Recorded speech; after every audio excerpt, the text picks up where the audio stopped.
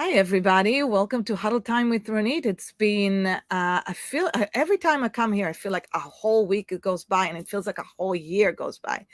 But welcome to Huddle Time with Ronit, and I'm super excited to have you guys on my show today.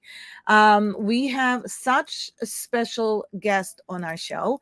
He's all the way from Australia. Yeah, and he's tuning in. He didn't wake up especially for me. I can tell you that. That's his morning over there. But we share a lot of great things together, and I'll tell you all about it. Neil Osborne is the cell catalyst. Yes, the cell catalyst. We're going to talk about cell persuasion. Yeah, we're going to talk about that and what does that mean. So for anybody who is just joining us tonight, hello and welcome to Huddle Time with Renee. Thank you for tuning in to America's Beauty Show by Cosmetologists of Chicago. Now, every Monday, we bring on guests of weekly discussions with thought leaders and thinkers and experts from all over the world, inside the industry and outside of the industry, to bring us great information, great tips, great lessons, things that they have done that have been very successful in their life that we can benefit from in our career in our beauty industry. So any future things that are coming up, we'll be sharing a lot today. Today, we're going to talk about my favorite subject, which is the profit first. You know how much I love the profit first and what it does for us. Yeah, let me stop here for 1 second and say, Olivia, the link to Americans Beauty Show is not really working. I just looked to their page, just got deleted. So should we stop here and start again? Let me stop here and we're going to come right back.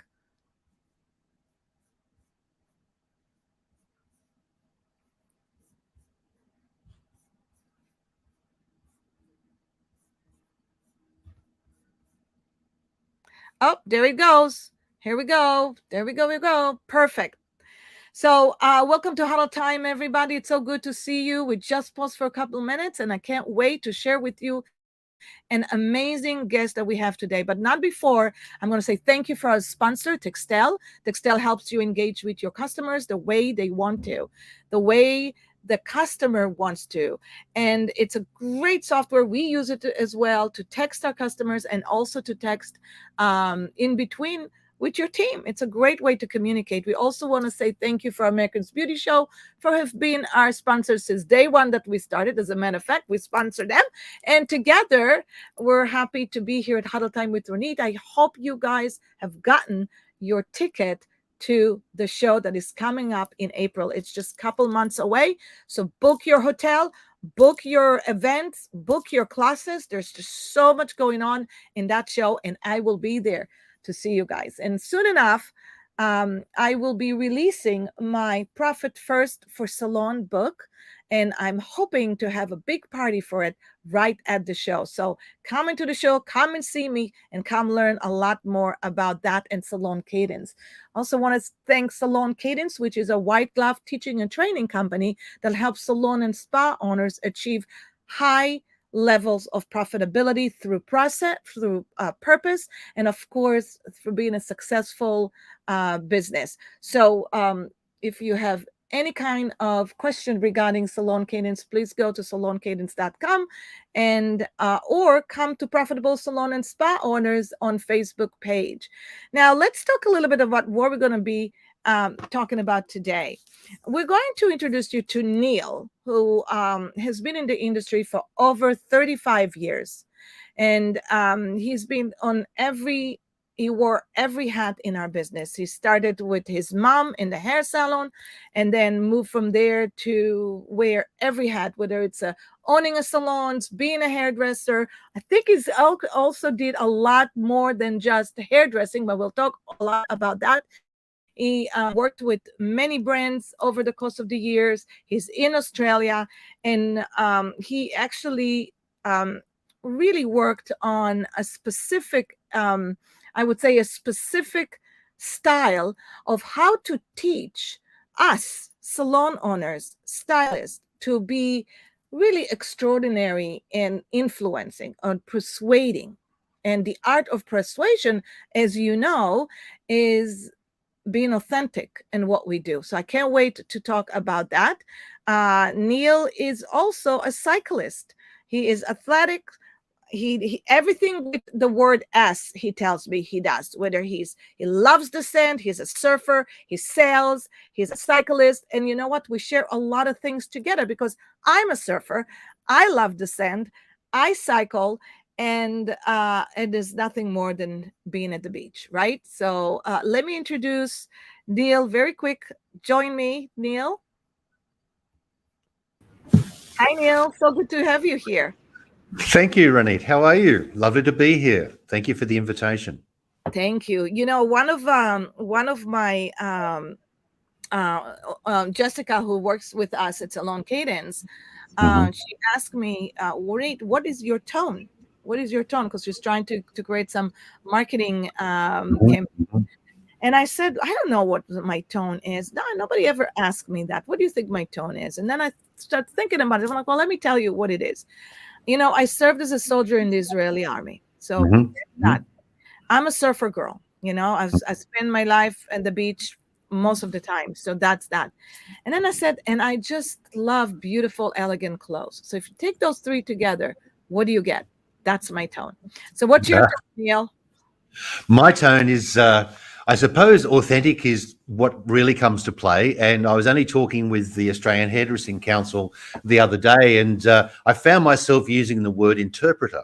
And she said, Sandy said to me, "Tell me, understand, what do you mean by interpreter?" I said, "Well, I take the financial complexity and turn it into language that people in our industry can understand. And if you want to call me an interpreter, hey, I'm an interpreter, because I too am a big follower and promoter of profit first." Yes, I know. And Mm. how we met was obviously through the network of Profit First for Salon, Hmm. That's right. Profit First, and through our mutual guide, and we got an introduction. And this is why, for everybody to know, that so important in this industry, and actually in any industry, any kind of advancement and learning, relationship is everything. Relationship and network. What do they say? Your network is your net worth.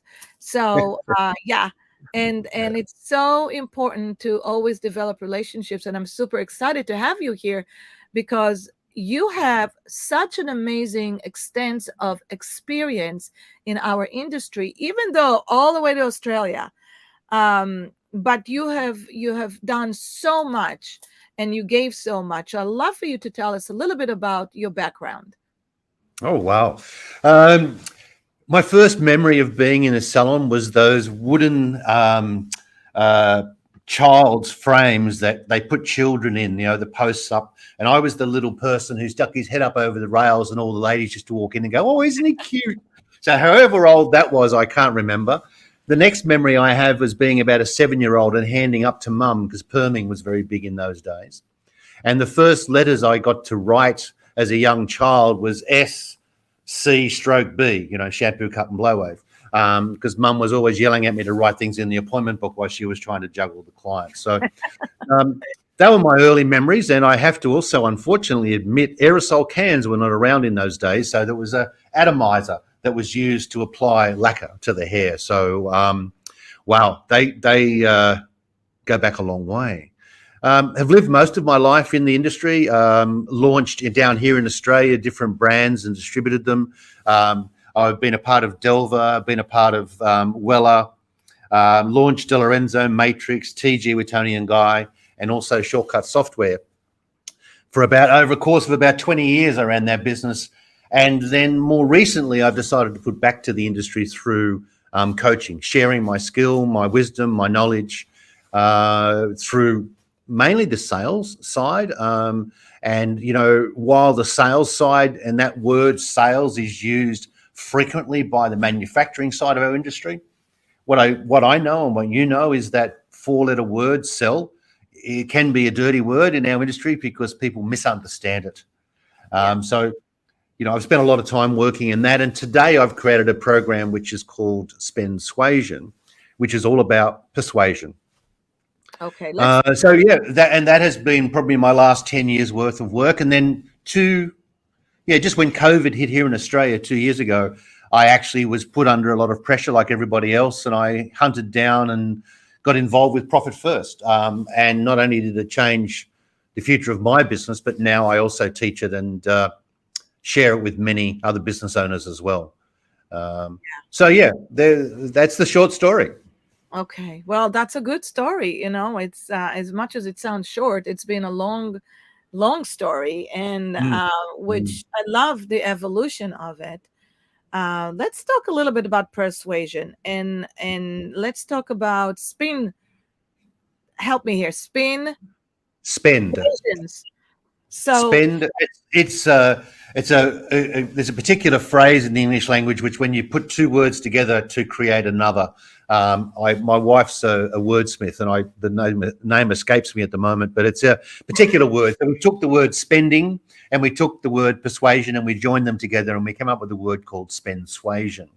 And the idea of spendsuasion is to teach you a style of language that helps you get your salon clients to spend more through the art of persuasion. right. The principles are very simple as this. Over the years of being in the industry, I've discovered that there are 4 levels of skill in our industry. The first level is our qualifications. We go to whatever college it is, or whatever method we go to when we first start out, we actually have our base level of skill. And it's a prerequisite in most countries these days for you to have that qualification to operate as a hairdresser, beauty therapist, or whichever term you wish to use, depending on which country you're in, esthetician, for example. The second level of experience, the second level of skill is your experience. In other words, I put that red toner on Ronit's hair and go, right, okay, I've just discovered what happens when I put a red toner on that hair type, or using a different skin product or whatever. This is our experience, and we build our experience through many, many years of working with clients. However, Ronit, you and I have both seen people in our industry who are highly qualified and have a lot of experience, but are not successful in business. Right. And Well, that's why? where the third level comes in. Let's talk about it, because I know you. I love the word persuasion. I love it. I can eat it up. Okay, all the time. I can eat Yep. persuasion, and it has such a better tonality than influencing. Yes. Yep. And Robert Cialdini, he's the one who wrote The Art of Persuasion, and I just always taught my staff the art of persuasion. And Mm-hmm. so all the system that goes with it. So let's talk about them. Let's Yeah. talk about, what I would love to do for anybody Mm-hmm. who's joining us here. I would love to really go through even maybe an example. Maybe we're going to Yep. do a live demo between you and me. Absolutely. So, Yep. but talk to me about how do you, first of all, you work with salon owners, Mm-hmm. and you help them become successful through helping their stylist or their team learn how to become authentic at what they do. Yep. Correct? Am That's I correct. okay? Good. So what do you do through the process? What is the Yep. process of getting them from listeners to believers to doers? Okay. So the very first step is to understand that the third skill is communication, and that's what we call bedside manner. We've all been to doctors who are very knowledgeable and very skillful, but have terrible bedside manner. So first thing we need to understand is telling ain't selling. Yeah. It's just as simple as that. Most of us use telling as the skill to try to persuade people. Well, most people's eyes glaze over when we get into telling mode. And well, I've even spoken to some hairdressers who actually are realizing they're talking so much they can't stop talking. So we replace that habit with questions, and we replace that habit with power questions. And let me give you a very simple example.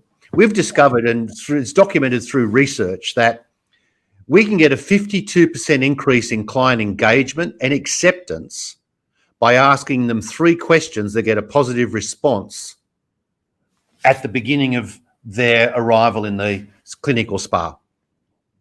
So our goal is to ask 3 questions, and those questions need to get a yes, yes, and yes.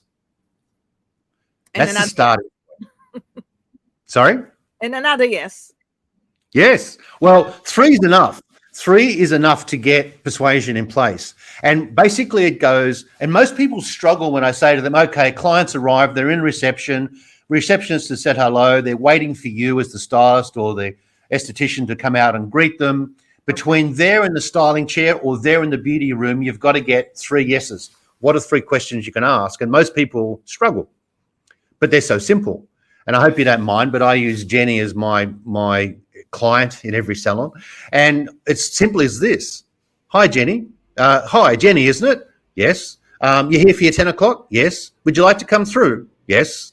Now, it's just that simple. And if we get our staff doing that, what we actually find is we've reframed, to use a bit of NLP, we've reframed the client into a yes or a positive space. Now, psychologists have proven this to be effective. Yeah. So when the client arrives at the styling chair, they are more open to accepting suggestion. So that's the very first step of engagement. And it's the very first step of persuasion. We actually call it persuasion. Persuasion. It's what you do before. So we're preparing them. We're preparing them. That's exactly right. Putting them in a positive state of being. That's it. Through a very, very simple and proven communication technique. Mm-hmm. The second step is to understand that clients will always tell you what they want. And if you only ever deliver what they want, you'll go broke. Because what you need to do as a professional is to deliver what they need. So let's talk about this little gap between what a client wants and what a client needs. Oh, and by the way, that's where all the profit's hidden. That's where the extra sales are hidden. That's where the home care is hidden. But so many people struggle to go, yes, I understand you want to have a, T-section of foils, for example, but to achieve that volume and that overall look and or that photograph that you've shown me or whatever it is, the other reference is, what you actually need is this, this, this, and this. Yes. And that's where most staff and also owners struggle. And they believe to achieve that, they just need to talk. And what we find is stylists talk themselves into a sale and out of a sale because they can't stop talking. Yes. And clients close off. They literally zone out because all they're doing is talking. What we've found is if you replace the talking with questions, and we help salons and people build power questions or a list of power questions relevant to their business. And what you do is you replace it with questions. Now, there's 2 types of questions we all know in our industry, open-ended and closed-ended questions. Closed-ended questions we use when we want to move people somewhere. Open-ended questions we use when we want to gather more information. They're the who, what, when, how questions. So that's what we need to do. And then finally, Ronit, here's the big one. We then have to shut up and listen. Mm. And the biggest mistake most people make is they listen with the intent to interrupt so they can put their point of view in. They never listen with the intent to understand. And when you make that subtle shift, the world changes so much. Yeah. Because it's no longer about you, it's about the client. Absolutely. It's so true. The art of listening and the art of asking questions is just so important. And I think, Neil, I've always mastered the art of persuasion. Okay. Mm-hmm. I told you that. Mm-hmm. But this year, I have learned so much about how to ask good questions and how to layer the questions. Yes. And how to almost like persuade, right? You said persuade, but how to just like almost like magically sweep them into a place where they say, yes for everything that you suggest. And I'm sure that that's what you're talking about. So, what are good questions to ask when Mhm. somebody is in your chair? And before even that, maybe Neil, can we maybe identify what are we actually trying to do? What are we looking to do? What's the outcome? The outcome is to not only achieve a happy client, but to achieve referrals. Now, referrals do not occur on the day of the treatment or the service. The referral occurs 2 weeks later at the dinner party when we've actually taught the client how to look after her hair. And, she presents in a beautiful way and people start to go, oh, wow, where'd you get your hair done? Now, it's a very basic question that we need to ask everyone who's on this call today. Are you a 1 hour hairdresser or are you a 1,000 hour hairdresser? See, 1,000 hours is 6 weeks. So which are you? Do you only think about the client while they're in your business, or do you think about the client's lifestyle and how they're going to manage their hair afterwards? I do lots of work with Tony and Guy here in Australia. And one of the conversations we have is how every hairdresser's ears are burning the next morning when the client gets up and tries to recreate the look that was created in the salon yesterday, and they struggle. And that's because no one ever took into consideration how the client wears their hair to work, how a client wears their hair at home, how a client wears her hair when she's going out.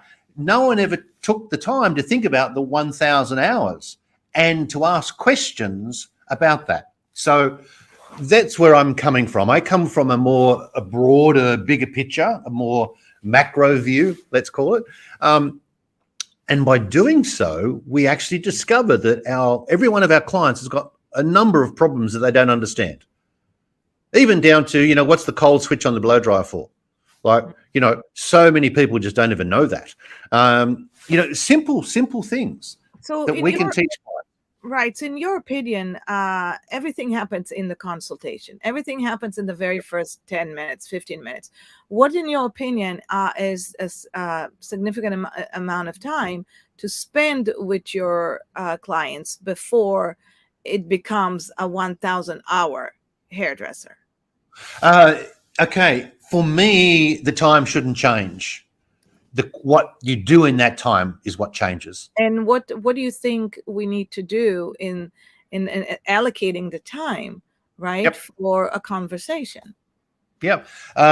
Basically, where I need to start is I always start from is it an existing client or a new client, because there's two different pathways depending on that. But it's always tell me a little bit about what's brought you here today. Tell me a little bit about what you want to achieve. What is it you like and don't like? These are the open-ended questions that we try to explore. But here is my observation. My observation is, for example, and I just use your hair for example, if you don't mind, please, Ronit. Sure. Someone like yourself comes in and you go, look, I want to explore, maybe getting a straightening service, right?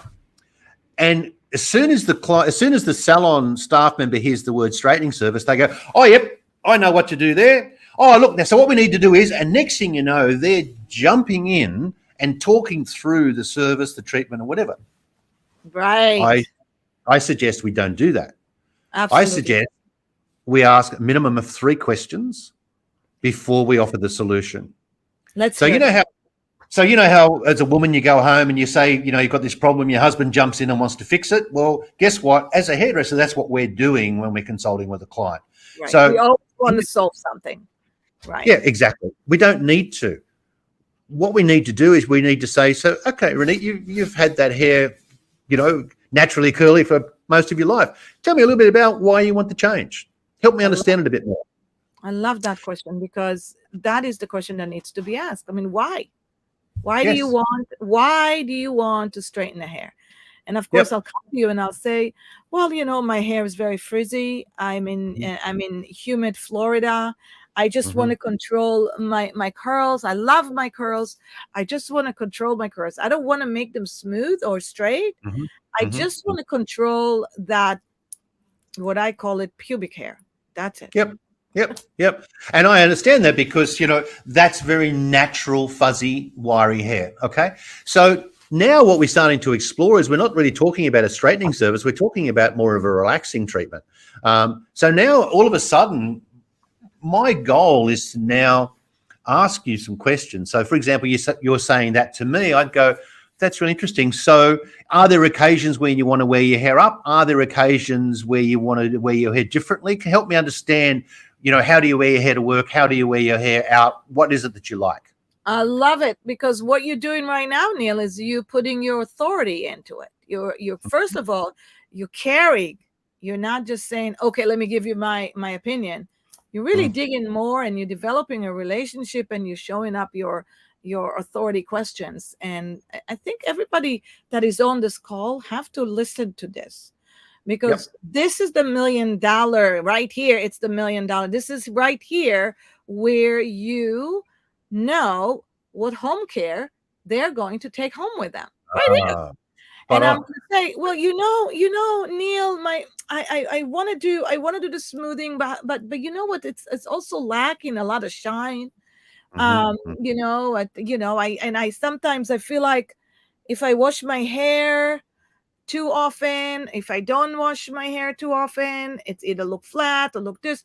I'm giving you so much information of my problems right now, right? I'm That's going to tell you, exactly right. then I'm going to go deep into my problems in life with that, right? So Yep. yeah, that's how it goes. And But then what it- happens? here's the goal. The goal is to actually demonstrate how much you know by the style and the depth of the question that you ask, not by what you say. We've all been to a solicitor's office where we've had this incredible conversation. Solicitor asks some amazing questions that gets us to think, and we walk out and go, "Wow, wasn't that guy fantastic?" And he never said a thing. All he did was ask questions. So that's Mm, the shift we need to occur. yes. So then I'd be saying things like something like this to you. So I can understand that you want to get a bit more shine and more manageability. How do you find those ends, Ronit? Do you find them a bit dry? So I'd be starting to now look for something specific that I could possibly build a treatment into, or another course of color or treatments or whatever it might be. Yeah. And by me, and you would go, yeah, funny you asked that. Yeah, my ends do get very dry. Right. So so now we're starting to get this, oh, he understands me. Look, he's even saying, asking me questions about what I already know about my hair. Oh, wow, this guy really gets me. And in Nice. that moment, I've built trust. Yes. Once you have someone's trust, they will follow you anywhere. Love So that. the key, and where you break trust is when you talk at people. Yeah. That's when you break trust. And when you don't listen to people, you break trust. Yeah. Today, and especially with the one big thing that's come out of the pandemic worldwide, is people not only want to be listened to, but they want to build trust. They want to feel safe. And trust is a vital part of that. And that's for me the big thing that's changed, and why this skill now has become even more important than ever, to really listen to people. Yeah. But Yeah. Spend the time. Spend the time. Listen to people. Take that thing that is distraction, put it yep. aside. Really, really, and maybe even do more than that, because when you walk into a doctor's office, right? Mhm, When you're mhm. working as a doctor and you sit at the doctor's office, they still use this old manila folder, Yeah. and they still open it up, and they still asking you the same question that they asked you last time. Is Yep. your insurance the same? Is your this the same? Are you see, they kind of review your old history. So Mm. when you have a first client, I love all the layered question and let them and developing the trust. But when you now see a second time and a third time client, Mhm. you kind of want to repeat the story that they told you. Yep. And whether you remember it, because you can only remember so much. I know I cannot remember everybody, but if you took notes about the story, Yes. and if not the formula, okay, the Mhm. story that they tell you, and you repeat that to them, now you build a stronger trust, and now Yep. you're personalizing their experience in your 5x5 chair, right? that Yep. that Mm, that's so mm. so I absolutely love that. So what how do you finish um a conversation, or how do you finish uh Ah. yeah So reaching how do you agreements is close? completely. There's the word. There's the word. Close the sale, which is again a very old-fashioned term, which sometimes indicate one person should win and one person should lose, which I'm totally against. So the thing I notice is when we go into our conversations, we quite often will cover 2 or 3 options for clients as well. So now we're now trying to juggle what these options are, as well as trying to avoid rejection. Yeah. So there is one set of words that just makes it really easy. And again, using Jenny as my ideal client, I would simply I'm say, Jenny. I took yep, Jenny over. yeah, Renee, we've covered quite a few different options for you today. Could you tell me where would you like to go from here? Interesting. I Wow. ask the client where she wants to go. I Right. don't go, well, I think you should be having that treatment. Do you want to go to the basin, or do you want to go to the back bar, or, no. And what actually happens when you ask that question is you consciously are so confident about where you are that you actually abdicate control and you give it to the clients. And what the client will tell you will be amazing. They will say something like this. They'll say, well, actually, can I start with that relaxing treatment? But, it's not my pay week this week. Can I come back next week and get those products to use at home? And things like this will come out, this is, by way, just one of technique. There's about 4 different ways that you can reach agreement, but this is the easiest one for everybody to use. Mm-hmm. And what you do is the client will actually tell you what she wants to do. Mm-hmm. So all of a sudden, all the pressure's gone. The scenario that you might get rejected, no, that's gone. And more importantly, the client actually feels like they've decided what they want, which then they recommend you to other people because they then like that experience. So here's referrals coming back yet again. So They will Neil, come back to you. The list goes on.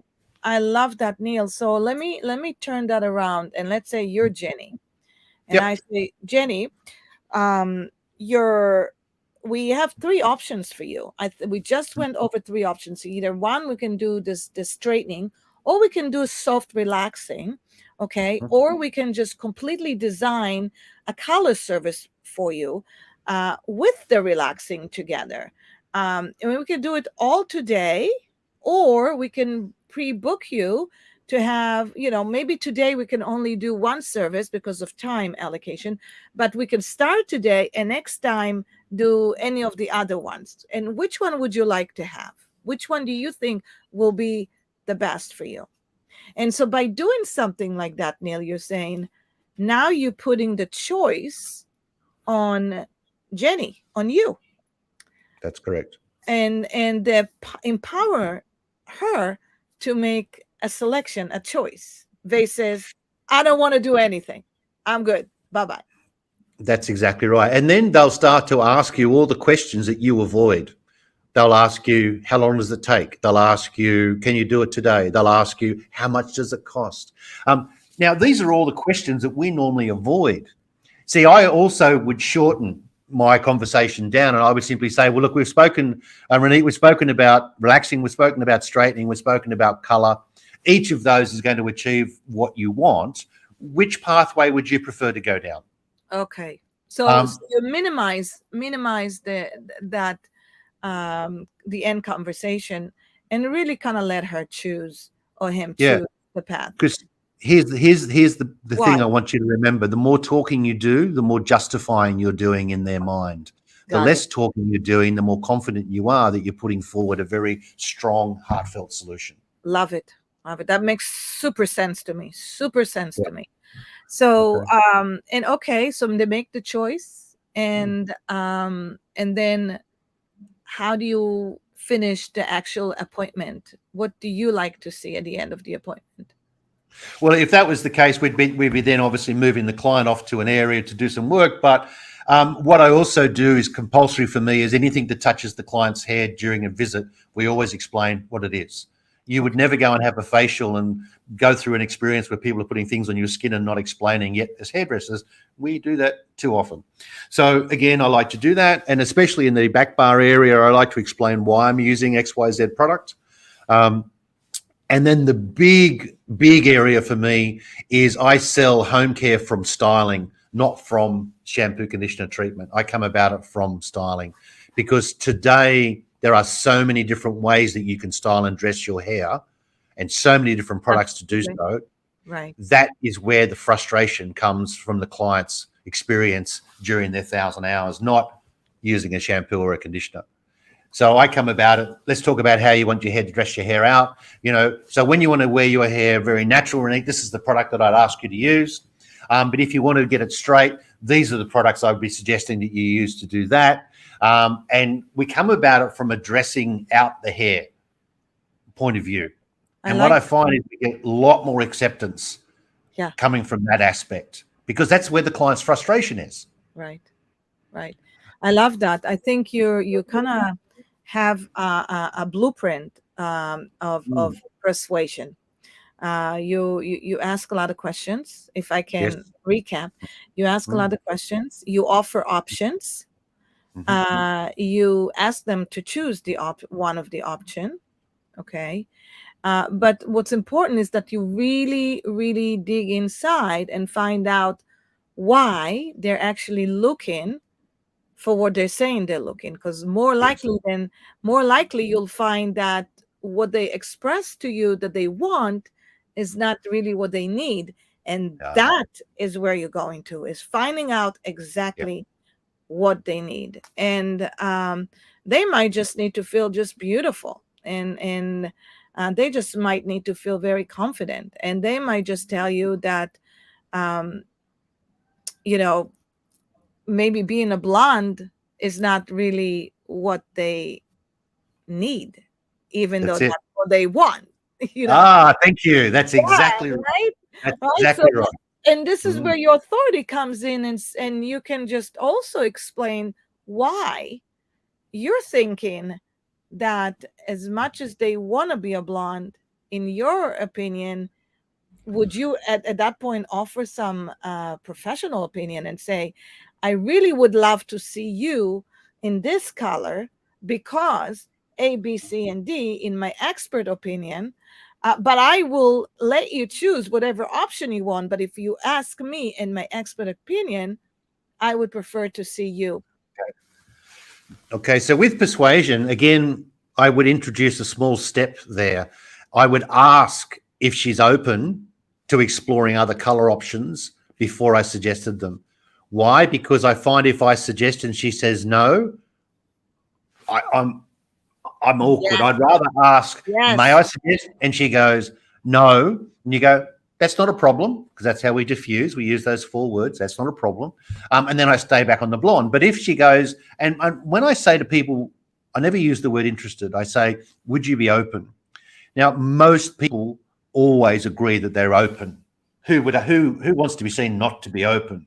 But what we know is when we use the word interested, it's a sales word. Yeah. We're trying to manipulate, we're trying to push, we're trying to direct. Would you be interested in, so I would say, would you be open to exploring some other color I alternatives? I think love it may that. match the color of your skin or your eyes. I love that. I love that. And I also love another way of asking question. So really Mm, what we're here doing is the art of asking questions. And that's it.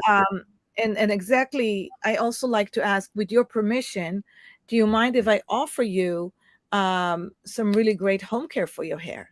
And Mm, can I teach you or show you how to use it?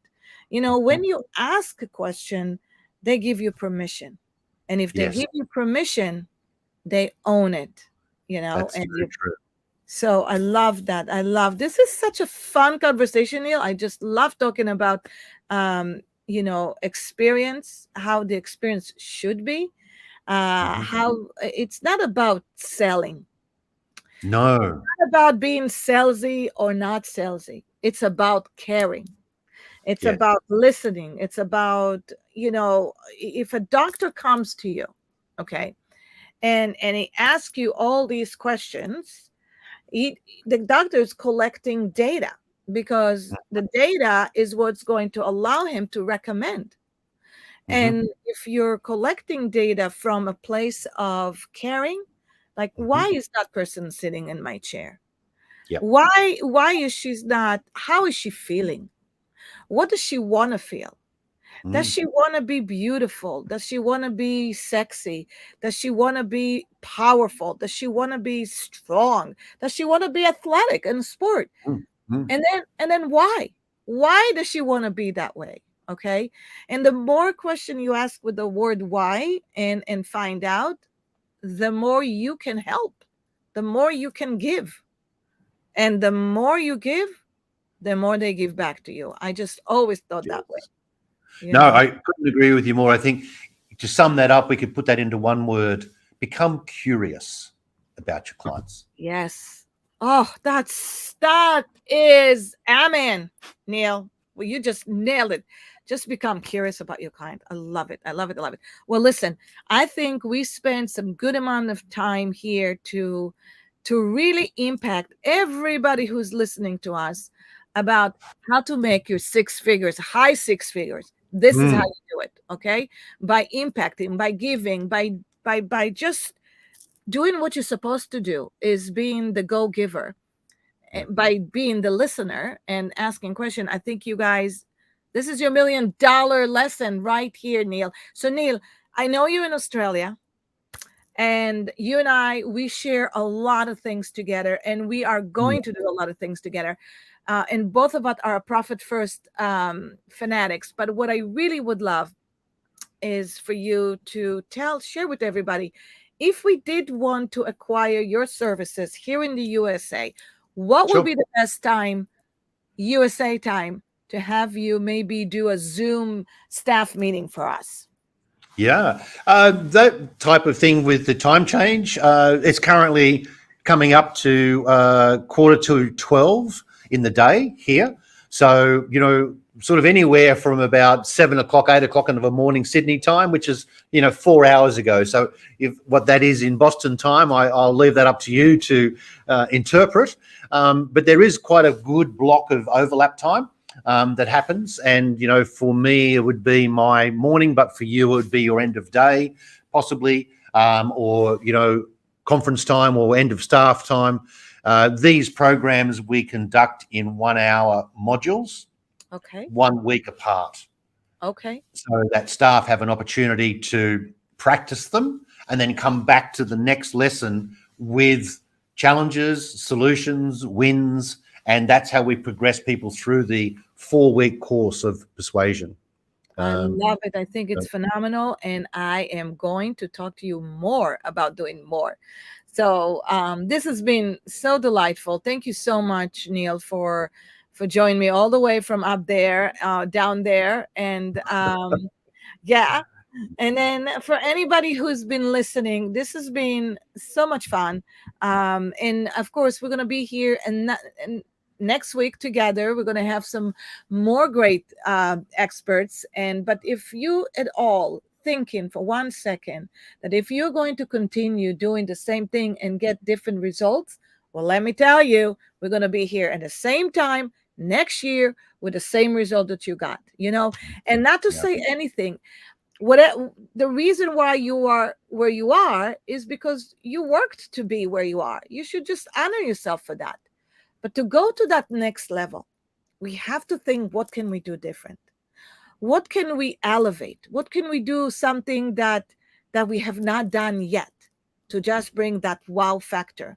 And I recommend 100% to contact Neil and give it a go, because this will probably raise your ticket by two numbers. Yeah, by two numbers. Trust me. All right. So thank you, Neil, so much. Thanks, everybody. Olivia and Jessica, thank you for being here. And thanks for all my guests. I will see you next week. And it's 2 months away from the America's Beauty show. So plan to come and plan to have fun. See you guys thank later. you. Thanks a lot, Renee. Bye for now. Hold on 1 second. Don't get off the broadcast.